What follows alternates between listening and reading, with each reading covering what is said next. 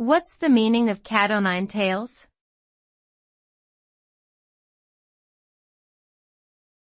Cat o' nine tails.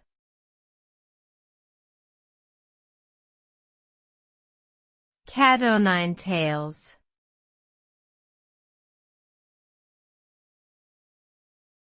Cat o' nine tails.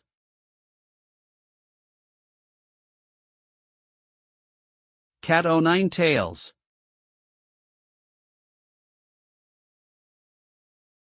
Cat o' nine tails is a type of whip traditionally used for punishment and discipline.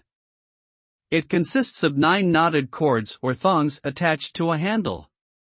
When a person is struck by the whip, the knotted cords leave painful welts on the skin, and the severity of the injury can vary depending on the force and number of strikes.